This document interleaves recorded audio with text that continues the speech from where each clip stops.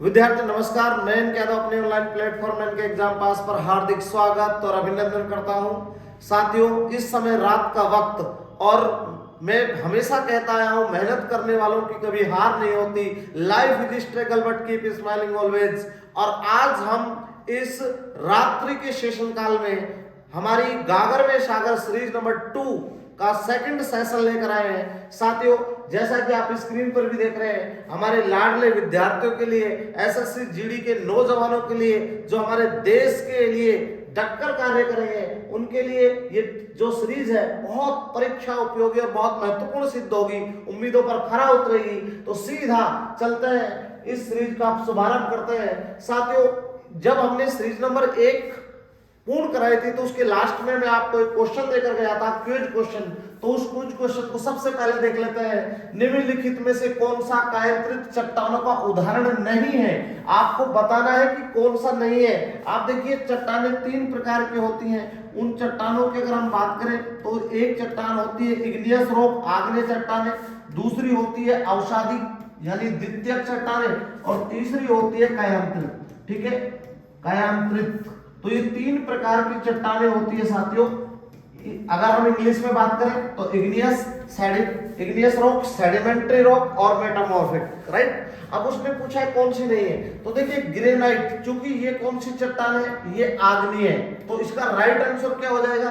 Right answer हो जाएगा granite. जहां तक शिस्ट का सवाल है, नाइस का सवाल है और क्वार्टजाइट का सवाल है, ये तीनों ही कायांतरित का उदाहरण है। ठीक है, तो कायांतरित का उदाहरण है। इसके साथ साथ में आपको यह भी ध्यान रखना है, अगर मान लीजिए जहां तक ग्रेनाइट की बात करें साथियों, ग्रेनाइट, बैसाल्ट, ग्रेवो,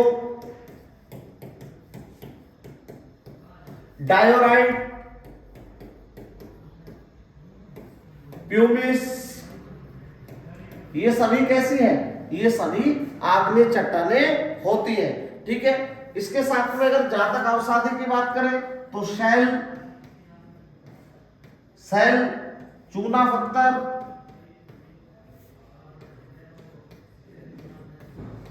ये सब कैसी है? ये आपकी अवसादी है। अवसादी का मतलब परतदार चट्टानें भी कहते हैं। ठीक है, चाक, आपका चौक कहते हैं, डोलोमाइट, ये सभी कैसी है? ये अवसादी चट्टान है। कायांतरित चट्टानों की बात करें तो कायांतरित चट्टान इनका परिवर्तित रूप है। परिवर्तित रूप है जैसे संगमरमर, क्वार्टजाइट, नाइस, शिस्ट। तो ये इसी तरीके से, जैसे अगर हम बात करें एक तरीके से तो स्लेट भी कायांतरित है, राइट। तो स्लेट, संगमरमर, क्वार्टजाइट, नाइस और शिस्ट, ये सब कैसी है? ये कायांतरित चट्टान है। आगे बढ़ रहे हैं, अब हम आज का पहला क्वेश्चन देख रहे हैं। इसके साथ साथ में एक चीज और भी नोटिस करिए, कल हमने आपसे ये भी कहा था कि भारत का सबसे बड़ा शिपयार्ड कौन सा है, तो उसका राइट आंसर कुछ बच्चों ने लिखा है कमेंट बॉक्स में, कोची शिपयार्ड सबसे बड़ा शिपयार्ड है। तो क्वेश्चन नंबर 1 आपके स्क्रीन पर आ रहा है, भारत में पहला सीमेंट संयंत्र किस वर्ष स्थापित किया गया था? देखिए, सीमेंट संयंत्र पूछा है साथियों। अगर ऑप्शन देखें 1974, 2014, 2004, 1904, तो राइट आंसर 1904 में आ जाएगा। यहां पर चेन्नई में भारत का पहला जो है सीमेंट संयंत्र स्थापित किया गया, और चेन्नई के अंदर सीपीओ के प्रयोग से, यानी सीपीओ से क्या बनाई गई? सीमेंट बनाई गई। ठीक है, सीपीओ से बनाई गई सीमेंट, राइट। तो कहां पर? चेन्नई में, 1904 में। नेक्स्ट क्वेश्चन नंबर 2 आपके स्क्रीन पर आ रहा है। यहां पर देखिए क्वेश्चन नंबर 2, पृथ्वी के एकमात्र प्राकृतिक उपग्रह की पहचान कीजिए। यहां पर आपको बताना है कि पृथ्वी का एकमात्र उपग्रह कौन सा है। तो ऑप्शन देख लेते हैं, कैलिस्टो, चंद्रमा, लो और टाइटन। इस यहां पर देखिए इसका राइट आंसर हो जाएगा चंद्रमा। तो पृथ्वी का एकमात्र उपग्रह है। इसके साथ साथ में आपको 2-3 चीजें और भी ध्यान रखनी है। उपग्रह सर्वाधिक उपग्रह होते हैं शनि के, और शनि का उपग्रह कौन सा है?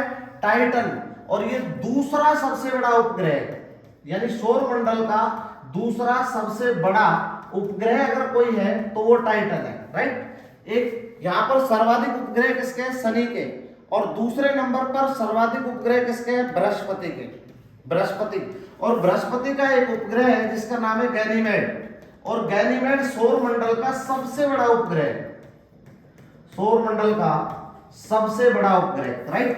तो ये तीन चीजें आपको ध्यान में रखनी है कि सौर मंडल का सबसे बड़ा उपग्रह कौन सा है, तो सबसे बड़ा उपग्रह हो जाएगा गैनीमेड। दूसरा सबसे बड़ा उपग्रह टाइटन हो जाएगा जो शनि का है, और गैनीमेड किसका है? बृहस्पति का। एक चीज और भी ध्यान रखनी है कि दो हमारे जो ग्रह हैं शुक्र व बुध, इनका कोई उपग्रह नहीं होता, इनका कोई उपग्रह नहीं, क्योंकि परीक्षा में यह भी पूछा जा सकता है कि कौन से ऐसे ग्रह हैं जिनके उपग्रह नहीं होते, राइट। तो कौन कौन से है? शुक्र व बुध। आपको चलते चलते ये भी ध्यान रखना है कि सबसे बड़ा ग्रह बृहस्पति होता है, सबसे छोटा ग्रह बुध होता है, और सूर्य के सबसे नजदीक ग्रह बुध होता है।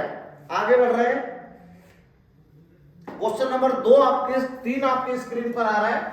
यहां पर देखिए, केरल के सबसे बड़े जलप्रपात का क्या नाम है? आपको यहां पर जलप्रपात बताना है कि साहब यहां पर पूछा किसका है? केरल का। तो देखिए, वाझाचल जलप्रपात ये केरल में है ही नहीं, दूध सागर जलप्रपात ये भी नहीं है, क्योंकि ये दक्षिणी गोवा में आता है, और दक्षिणी गोवा में जिस नदी के ऊपर है वो नदी मांडवी नदी है, क्योंकि गोवा में दो ही नदी बहती है, मांडवी और ज्वारी। अधीरा पिल्ली जलप्रपात ये इसका राइट आंसर हो जाएगा। साथियों, कुचिकल जलप्रपात जो है वो भी यहां पर नहीं है, क्योंकि कुचिकल जलप्रपात की अगर हम बात करें तो ये कर्नाटक के अंदर आता है, और कर्नाटक में किस नदी के ऊपर है? वराही नदी। देखिए, वराही नदी, वो 455 मीटर ऊंचा है कुचिकल जलप्रपात, जो भारत का सबसे ऊंचा जलप्रपात है, भारत का सबसे ऊंचा जलप्रपात। यहां आप लोग कंफ्यूज ना हो, क्योंकि देखिए सबसे ऊंचाई पर, अधिक ऊंचाई पर जल किसका गिरता है? तो वो गिरेगा जोग और गरसोप्पा, जोग और गरसोप्पा जलप्रपात। अब आप सोच रहे हैं सर जोग और गरसोप्पा जलप्रपात, या इसे हम कह सकते हैं गांधी जलप्रपात भी कह सकते हैं, ठीक है। ये कहां पर है? तो ये कर्नाटक के अंदर है, ये भी कर्नाटक में है, और कर्नाटक में किस नदी के ऊपर है? तो शरावती नदी पर, ठीक है, शरावती नदी पर आता है कौन सा? जोग और गरसोप्पा जलप्रपात, इसे हम गांधी जलप्रपात भी कहते हैं। तो यहाँ पर ध्यान देखिएगा यहाँ से कि यहाँ पर कुचिकल जलप्रपात कहाँ है? कर्नाटक में है। अब यहाँ पर एक बात और भी आपको ध्यान में रखनी है जो बड़ी इंपॉर्टेंट हो जाती है परीक्षा के लिहाज से, कि सर भारत का न्याग्रा किसे कहते हैं? न्याग्रा जलप्रपात, न्याग्रा जलप्रपात। अब चूंकि न्याग्रा एक जलप्रपात है, और जब न्याग्रा जलप्रपात कहां पर है, ये भी एक बड़ा प्रश्न है कि सर न्याग्रा जलप्रपात कहां पर है? तो ये उत्तर अमेरिका में आता है न्याग्रा जलप्रपात, और आपको बताना है भारत का न्याग्रा किसे कहते हैं। तो यहां पर देखिए, इसका जो उत्तर हो जाएगा वो हो जाएगा चित्रकूट, चित्रकूट जलप्रपात। और चित्रकूट जलप्रपात कहां पर है?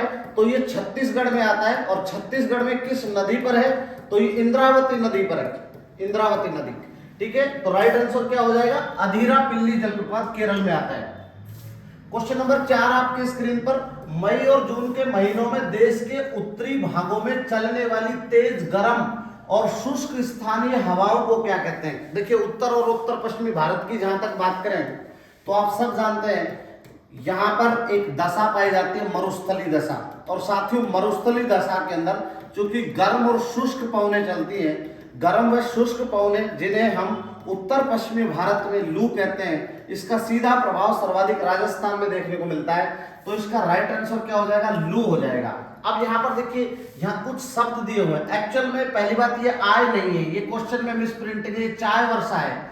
चाय वर्षा का मतलब एक चीज समझिए, एक शब्द होता है, इसका आंसर तो आपने लू देख लिया, लेकिन थोड़ा सा ये समझिए, प्री मानसून की बात करते हैं। एक शब्द होता है प्री मानसून, प्री मानसून यानी मानसून के एंट्री करने से पहले ही होना, बारिश का होना प्री मानसून कहलाता है।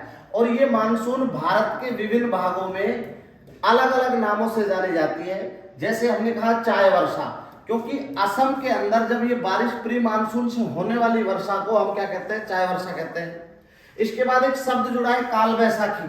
काल बैसाखी जो बारिश होती है वो पश्चिम बंगाल के अंदर प्री मानसून से होने वाली वर्षा को क्या कहते हैं, काल बैसाखी कहते हैं। एक चेरी ब्लाज्म शब्द देखिए, चेरी ब्लाज्म जो बारिश होती है वो कर्नाटक के अंदर, और कर्नाटक के अंदर इसी वर्षा को प्री मानसून से होने वाली वर्षा को आम्र वर्षा भी कहते हैं। ठीक है, एक शब्द और भी आता है परीक्षा में, क्वेश्चन आता है फूलों की बौछार से तात्पर्य क्या है। तो फूलों की बौछार से तात्पर्य केरल में होने वाली मानसूनी प्री मानसूनी वर्षा को क्या कहते हैं, फूलों की बौछार कहते हैं। तो देखिए काल बैसाखी पश्चिम बंगाल में बहुत तेजी के साथ यहाँ पर फसलों को नुकसान पहुंचाती है। ठीक है, नुकसान करती है। चाय वर्षा असम में कह रहे हैं, आम्र वर्षा कर्नाटक में कह रहे हैं, फूलों की बौछार केरल में कह रहे हैं। यानी प्री मानसून से होने वाली वर्षा को विभिन्न नामों से जाना जाता है। और भारत में प्री मानसून से कितना प्रतिशत वर्षा होती है, 10%।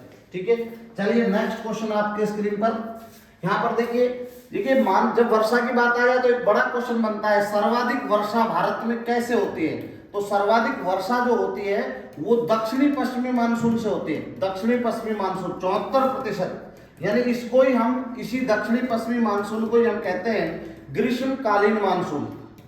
ग्रीष्मकालीन मानसून तो सबसे ज्यादा बारिश यही करता है। ठीक है, 74%। तो एक क्वेश्चन अच्छा बन जाता है, ये प्री मानसून से 10% बारिश होती है। अब यहाँ पर देखिए क्वेश्चन नंबर 5 आपके स्क्रीन पर आ रहा है, डैश डैश डैश भारत में खरीफ की फसल और दक्षिण भारत में रबी की फसलें।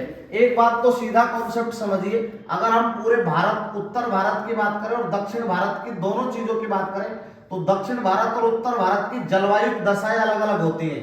अगर हम इस तरीके से भारत के नक्शे को देखें तो भारत 2 कटिबंधों में प्रमुखता के साथ फैला है। एक जो कटिबंध है वो कटिबंध आता है उष्ण कटिबंध, और एक कटिबंध आता है शीतोष्ण। आप सब जानते हैं कि कर्क रेखा लगभग भारत के बीच में से गुजरती है। ठीक है, कर्क रेखा भारत को 2 कटिबंधों में विभाजित करती है। उत्तर भारत रिप्रेजेंट करता है शीतोष्ण कटिबंध को और दक्षिण भारत रिप्रेजेंट करता है उष्ण कटिबंध को। अब यहाँ पर खरीफ की फसल की बात करें, देखिए ये सरसों तो रबी की फसल है, खरीफ की है ही नहीं, तो ये तो सवाल ही पैदा नहीं होता। और साउथ इंडिया में सरसों पैदा भी नहीं होती है। एक बहुत महत्वपूर्ण बात है कि साउथ इंडिया में सरसों पैदा नहीं होती है। ठीक है, दूसरी बात इसका राइट आंसर तिल हो जाएगा। एक्चुअल में तिल की बात करें तो ये उत्तर भारत में खरीफ की फसल के रूप में आता है। देखिए खरीफ में अक्षर कितने हैं, 3, तो बाजरे में अक्षर कितने हैं, 3, तो बाजरा के साथ जितनी भी फसल बोई जाती है वो खरीफ की फसल है। रबी में अक्षर कितने हैं, 2, गेहूं में अक्षर कितने हैं, 2, तो गेहूं के साथ जो भी फसल बोई जाएगी, फॉर एग्जाम्पल की बात करें चना, यहाँ पर देखिए यहाँ पर बात कर ले, मटर की बात कर ले, इसके साथ साथ अगर अपन सरसों की बात कर ले, जौ की बात कर ले, ये सब कैसी फसल है, ये रबी की फसल है। तो इसका जो रबी की फसल है, और यहाँ पर क्योंकि प्रश्न इस तरीके से पूछा है कि उत्तर भारत और दक्षिण भारत, तो यहाँ पर क्योंकि जब साउथ के अंदर जब सूर्य जाता है तो वो सर्दियों के अंदर यह गर्म रहता है और सर्दी में बोई जाती है कौन सी फसल, रबी की फसल। तो इसका राइट आंसर तिल हो जाएगा। चलिए नेक्स्ट क्वेश्चन आपकी स्क्रीन पर क्वेश्चन नंबर 6 आ रहा है, निम्नलिखित में से कौन सा हिंद महासागर का विस्तार है। यहाँ पर इंडियन ओशियन का विस्तार पूछा है, ऑप्शन 4 दिए हुए हैं आपको, अरब सागर। तो ये सीधी सी बात है, इसलिए अगर भारत की, ये भारत है और भारत से इधर जब आप चलेंगे सऊदी अरब पर तो यहाँ पर एक प्रायद्वीप बनता है, अरब प्रायद्वीप। तो अरब सागर, और चूंकि भारत से लगता है कौन सा महासागर, तो हिंद महासागर। चूंकि सरल क्वेश्चन है तो इसका राइट आंसर ही हो जाएगा अरब सागर। सब कैरेबियन सागर कहाँ है, तो ये अटलांटिक महासागर में, राइट, ये अटलांटिक महासागर के अंदर आता है। पीला सागर कहाँ है, ये प्रशांत महासागर के अंदर आता है, पीला दक्षिणी चीन और जापान। अरब सागर चूंकि ये इंटरनल है तो इसका राइट आंसर क्या हो जाएगा, अरब सागर। बहुत अच्छा सवाल है, वैसे थोड़ा टिपिकल कह सकते हैं लेकिन चूंकि ये इंडिया से जुड़ा है इसलिए हम इसका जवाब आसानी से दे सकते हैं। क्वेश्चन नंबर 7 आपकी स्क्रीन पर आ रहा है विद्यार्थियों, भारत की पहली जूट मिल किस राज्य में स्थापित की गई। देखिए एक चीज समझिए, जूट की जहां तक बात है, जूट ये लंबी फसल है, 11 महीने इसको तैयार होने में लग जाते हैं, दीर्घ अवधि में है। और जहां तक सर्वाधिक उत्पादन का बात है, तो सर्वाधिक उत्पादन की बात करें तो इसमें दुनिया के अंदर सर्वाधिक उत्पादन कौन सा देश करता है, बांग्लादेश, और सेकंड नंबर पर भारत है। लेकिन जूट से बनी हुई वस्तुओं का सर्वाधिक उत्पादन भारत करता है। एक बात और, दूसरी बात, भारत में सबसे ज्यादा जूट का उत्पादन कौन करता है, तो सर्वाधिक उत्पादन पश्चिम बंगाल करता है। ठीक है, बिहार सेकंड नंबर पर आता है। लेकिन चूंकि हमारा प्रश्न है कि जूट मिल कब स्थापित की गई, तो जूट मिल पश्चिम बंगाल में रिसरा के अंदर, ये नोट कर लीजिए, रिसरा के अंदर 1855 में ऑकलैंड द्वारा कोलकाता में ये प्रथम फर्स्ट जूट मिल स्टैब्लिश की गई, राइट। तो यहां पर ये मिल स्थापित की गई, कहां पर, कोलकाता, वेस्ट बंगाल। चलिए नेक्स्ट क्वेश्चन आपके स्क्रीन पर, क्वेश्चन नंबर 8, बहुत अच्छा प्रश्न है। बर्मी भारत के किस पड़ोसी देश की राजभाषा है? देखिए बर्मी किसकी होगी, सीधी सी बात है, बर्मा। म्यांमार का पुराना नाम था बर्मा, इसलिए बर्मी उसकी होगी। नेपाल की नेपाली, और नेपाली रुपया यहाँ की मुद्रा है, ठीक है। जहां तक बात है कि सब भूटान की, तो भूटानी भाषा कहलाती है। लेकिन एक चीज आपको ध्यान रखनी है, भूटान की राजधानी थिम्पू, राइट। भूटान की राजधानी थिम्पू है और नेपाल की राजधानी काठमांडू है, क्योंकि ये सार्क का हेडक्वार्टर है। सार्क के सदस्य कितने हैं, तो सार्क एक संगठन है, उसके सदस्य 8 हैं, ठीक है। यहां पर एक चीज और देखिए, तिब्बत की जहां तक बात करें तो तिब्बत अपने आप में ये कह सकते हैं कि चीन के पराधीन है, इंडिया का पार्ट हुआ करता था। म्यांमार की राजधानी, ये बच्चे यहाँ कंफ्यूज हो सकते हैं, सब म्यांमार की राजधानी कौन सी है, तो म्यांमार की राजधानी हम ये कह सकते हैं नेफ्यू है, इसलिए नेफ्यूआर्ड लिखते हैं, ठीक है। ये है। इसके साथ में एक चीज और आप लोग ध्यान दे दीजिएगा, श्रीलंका की राजधानी कौन सी है, तो श्रीलंका की राजधानी श्री जयवर्धनपुरा, ठीक है। अब पहले वाली बात नहीं है, श्री जयवर्धनपुरा श्रीलंका की क्या है, राजधानी है। आगे बढ़िए, नेक्स्ट क्वेश्चन आपके स्क्रीन पर 9 नंबर आ रहा है। भारत में शरद का मौसम निम्नलिखित में से किस महीने के अंतराल में आता है? क्योंकि उसने शरद पूछा है, इस बात पर गौर करिए। यहां पर देखिए, मार्च से मई, अक्टूबर से नवंबर, दिसंबर से फरवरी, जून से सितंबर। देखिए इस प्रश्न को अगर हम थोड़ा सा देखें तो यहां इसका राइट आंसर होगा अक्टूबर से नवंबर। आप शरद को सर्दी मत समझ लीजिए, क्योंकि ऋतुएं 6 होती हैं, ये बड़ा कंफ्यूज करने वाला प्रश्न है। शरद, आपने एक शब्द सुना होगा शरद पूर्णिमा, खीर बनाते हैं साथियों, तो यहाँ पर ये शरद का महीना अक्टूबर से और किस में आ जाएगा, नवंबर में। ये तो शीत ऋतु है, ऋतुएं शीत होती है, हेमंत, शिशिर, बसंत, ठीक है, ग्रीष्म, वर्षा ऋतु, इस प्रकार से। तो इसका राइट आंसर क्या हो जाएगा, अक्टूबर नवंबर। क्वेश्चन नंबर 10 आपके स्क्रीन पर, भारत में मानसून की अवधि जून के आरंभ से सितंबर के मध्य तक दिनों के बीच की होती है। तो आपको यहां पर बताना है कि भाई जून से और सितंबर के बीच में, चूंकि मोस्टली ये मानसून की अवधि है और सर्वाधिक वर्षा अगर किसी महीने में होती है तो वो महीना अगस्त होता है, ठीक है, राइट। अगस्त में सर्वाधिक वर्षा होती है और इस अवधि की अगर बात करें तो 100 से 120 दिन की होती है, ठीक है। तो सिंपल क्वेश्चन है। नेक्स्ट क्वेश्चन देखिए, क्वेश्चन नंबर 11 आपकी स्क्रीन पर, निम्नलिखित में से कौन सी भारत में मीठे पानी की झील नहीं है? बड़ा अच्छा क्वेश्चन है। देखिए लोकटक तो है, क्योंकि यहाँ पर एक तैरता हुआ राष्ट्रीय उद्यान है कैबुल लामजाओ, ठीक है, ये राष्ट्रीय उद्यान है, तैरता हुआ राष्ट्रीय उद्यान है, एकमात्र राष्ट्रीय उद्यान जो तैरता हुआ है, पूर्वोत्तर भारत की सबसे बड़ी मीठे पानी की झील है, ये मीठे पानी की झील है। अब यहाँ पर चूंकि मीठे पानी की झील नहीं है तो सांबर अंतः स्थलीय सबसे बड़ी खारे पानी की झील है, ठीक है, कौन सी, सांबर, खारे पानी की झील। एक चीज और ध्यान रखनी है, भारत की सबसे बड़ी खारे पानी की झील, आप भी बताइए कमेंट बॉक्स में कमेंट लिखकर, सबसे बड़ी खारे पानी की झील कौन सी होगी, ठीक है। तो साथियों इसका राइट आंसर हो जाएगा चिल्का। कौन सी, चिल्का, बहुत इंपॉर्टेंट है। और सबसे बड़ी मीठे पानी की बात करें कि सब मीठे पानी की झील कौन सी है, तो मीठे पानी की झील में आपको कंफ्यूज नहीं होना है, वल्लभ पंत है, वल्लभ पंत, ये प्राकृतिक नहीं है, ये कैसी है, कृत्रिम की बात कर रहे हैं, कृत्रिम वल्लभ पंत है और यूपी में आती है रिहंद नदी पर।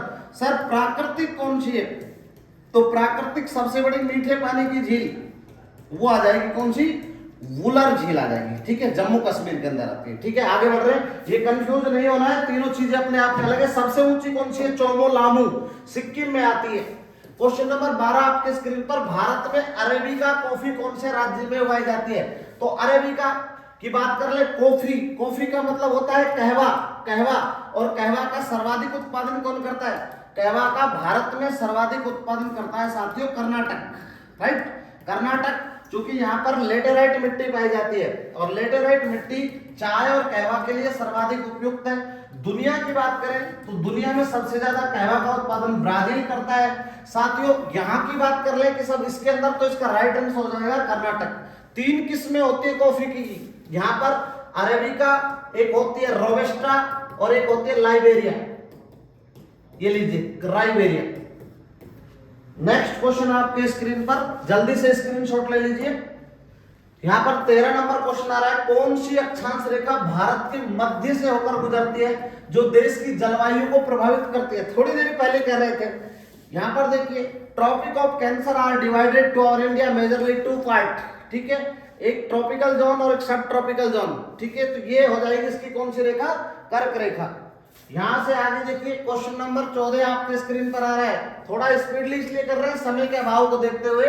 तमिलनाडु तट पर अधिकतम वर्षा और दौरान होती है, तो इसका राइट आंसर अप्रैल और मई में कोरोमंडल तट पर बारिश नहीं होती, अगस्त सितंबर में भी नहीं होती, अक्टूबर और नवंबर में। ये राइट आंसर हो जाएगा।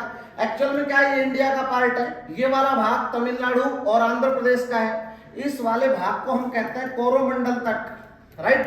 कोरोमंडल तट पे होता क्या है, दरअसल मानसून लौटते हुए मानसून से बारिश होती है। यानी जब इस तरीके से इंडिया में मानसून एंट्री कर रहा होता है, आप सब जानते हैं, सबसे पहले 25 मई को अंडमान निकोबार और 1 जून को यहाँ पर मालाबार तट पर इंडिया में एंट्री करता है मानसून। तो ये यहाँ पर बारिश नहीं कराता क्योंकि सीधा निकल जाता है, लेकिन जब सर्दी में मानसून लौटेगा तो वापस बंगाल की खाड़ी से आर्द्रता ग्रहण कर लेता है और इस वाले भाग में क्या करता है, बारिश करता है। तो इसका राइट आंसर क्या हो जाएगा, अक्टूबर और नवंबर। काफी भयंकर बारिश होती है, मूसलाधार बारिश होती है, कई लोगों की मौत भी हो जाती है। 15 नंबर क्वेश्चन पर देखिए, घुमंतु पशुचारण में चरवाहे अपने जानवरों के साथ एक स्थान से दूसरे स्थान पर डैश डैश के लिए निर्धारित मार्गों पर भ्रमण करते थे। अरे भाई साहब, इस जब घुमंतु घूमते हैं तो इस स्थिति को कहते हैं ऋतु प्रवास। ऋतुओं के अनुसार वे अपना स्थान परिवर्तन कर लेते थे। जम्मू कश्मीर में सबसे ज्यादा होता है ऋतु प्रवास, क्योंकि आप देखिए हिमालय में जब बर्फ पिघलती है, लघु हिमालय में, तो वहां घास के मैदान निकल आते हैं और घास के मैदानों पर वो यहाँ पर कुछ जातियां रहती है, एक गुज्जर और एक बकरवाल, ठीक है, बकरवाल और भोटिया, 3 जाति रहती है यहाँ पर ऊपर नॉर्थ इंडिया में। ये तीनों जातियां ये काम करती है और वो किसके लिए, चारे और पानी के लिए, राइट। चलिए नेक्स्ट क्वेश्चन आपके स्क्रीन पर 16 नंबर क्वेश्चन आ रहा है, तारामंडल उर्सा मेजर के नाम से भी जाना जाता है। ऑप्शन देख लेते हैं, 2 prone, the great bear, 2 hunter, the chained maiden. तो इसका राइट आंसर हो जाएगा द ग्रेट बियर, भालू की तरह। आगे देखिए, नेक्स्ट क्वेश्चन नंबर 17 आपके स्क्रीन पर आ रहा है, एक डैश डैश बहते जल में अवरोध है। आप देखिए नदी का पानी बह रहा है, अवरोध पैदा कैसे करेंगे, वहां पे डैम बनाएंगे, प्रवाह को प्रभावित करता है, निर्देशित या धीमा करता है, अक्सर एक जलाशय, झील या बाड़े का निर्माण करता है। जब आपने नदी के पानी को रोक दिया तो पीछे यहाँ आपने जब डैम बना दिया तो उसके पीछे तो झील बन जाएगी, बड़ा क्षेत्र बन जाएगा। तो इसका तो सीधा आंसर है बांध है, ये तो कॉमन प्रश्न है। विसर्ग तो क्या है, नदी इस तरीके से बनाती है, मैदानी क्षेत्रों में विसर्ग बनते हैं। रहट पानी निकालने का एक साधन था पुराने जमाने में। सहायक नदियां, जो नदी होती है उसकी सहायक नदियां होती है, वो तो उसके जल स्तर को तेजी देती है। क्वेश्चन नंबर 18, भारत में अक्टूबर नवंबर के दौरान सूर्य दक्षिण की ओर आभासी गति के कारण उत्तरी मैदानों के ऊपर शिथिल हो जाता है। जब वो साउथ इंडिया की ओर डाइवर्ट होता है यहाँ से सूर्य, तो यहाँ पर देखिए, तो ऊपर की बात करें, वो कह रहा है अक्टूबर नवंबर के दौरान दक्षिण की ओर आभासी गति होने के कारण उत्तरी मैदानों में क्या बनेंगे, मानसून गर्त। ये एनसीईआरटी कक्षा 9 से उठाया गया क्वेश्चन है, ज्योग्राफी की, ठीक है, सीधा क्वेश्चन दिया है कक्षा 9 में, जलवायु एक टॉपिक है, वहां से क्वेश्चन लिया गया है। क्वेश्चन नंबर 19 आपके स्क्रीन पर आ रहा है, भारत के कुल पृष्ठीय क्षेत्रफल में भारत का कितना हिस्सा है? तो हम पहले भी कई बार कह चुके हैं, 2.43% भारत विश्व के कुल भौगोलिक क्षेत्र का है। तो इसका राइट आंसर 2.4 सही हो जाएगा। इसका मतलब 2.40 लमसम में माना जाता है।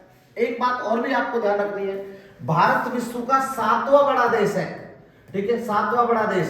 तो आप देखिए सबसे बड़ा देश पहला कौन सा है, रूस है। दूसरे की बात करें तो यहां पर देखिए कनाडा, तीसरे की बात करें तो यूएसए, चौथे नंबर पर कौन आता है, चीन, 5वें नंबर पर ब्राजील, छठे नंबर पर ऑस्ट्रेलिया और 7वां नंबर हमारे इंडिया का है। ठीक है, 8वां नंबर भी आप देखना चाहते तो अर्जेंटीना और 9वां नंबर अगर आप देखना चाहें तो कजाकिस्तान हो जाएगा। ठीक है, तो राइट आंसर यहाँ पर देखिए 7वां बड़ा देश है, जनसंख्या की दृष्टि से पहले नंबर पर हम लोग आ चुके हैं। क्वेश्चन नंबर 20, कौन सा जलमार्ग अटलांटिक महासागर को प्रशांत महासागर से जोड़ता है? यहाँ पर देखिए ये एक महाद्वीप है जिसे हम कहते हैं उत्तर अमेरिका, और एक नीचे महाद्वीप है दक्षिण अमेरिका, और दोनों के बीच में एक नहर है पनामा नहर। इधर महासागर है अटलांटिक और इधर महासागर है प्रशांत, और इसका सीधा उत्तर आ जाएगा यहाँ पर देखिए पनामा नहर। और दुनिया की ये लॉक सिस्टम पर आधारित, ये बहुत इंपॉर्टेंट है, आधारित नहर है। ठीक है, पनामा नहर। सुएज नहर किसको जोड़ती है? तो लाल सागर को किससे जोड़ती है? भूमध्य सागर से। ठीक है, तो ये सीधा प्रश्न है, भूमध्य सागर से जोड़ती है। कील नहर बाल्टी से, कील उत्तरी, तो ये तो सिंपल सी बात है, उत्तरी सागर को किससे जोड़ती है? बाल्टिक सागर से। ठीक है, तो ये आप देखिए एक चीज और भी आपको नजर आ रही है, वोल्गा और डॉन नहर, ये यूरोप में है। वोल्गा और डॉन दो नदियां हैं, यूरोप की सबसे लंबी नदी वोल्गा है। ठीक है, तो आज का अब क्विज क्वेश्चन आपके स्क्रीन पर, जिसका उत्तर आप कल देंगे। यहां पर देखिए क्वेश्चन दिया हुआ है 21 नंबर, ये क्विज क्वेश्चन है, इसका आंसर हम नहीं बताएंगे, आप बताइएगा। भारत में कौन सा गैर पारंपरिक, ये देखिए इस शब्द पर गौर करिए, ऊर्जा स्रोत उपलब्ध है, तो आपको यहाँ पर ऑप्शन दिए हुए हैं। पहला ऑप्शन ज्वारीय, पवन और सौर ऊर्जा, बी ऑप्शन में केवल ज्वारीय ऊर्जा, सी ऑप्शन केवल सौर ऊर्जा, और डी केवल सौर और पवन ऊर्जा। तो इसका राइट आंसर आप कमेंट बॉक्स में कमेंट कर बताइएगा। अब हम आपसे लेते हैं विदा। जय हिंद, जय भारत।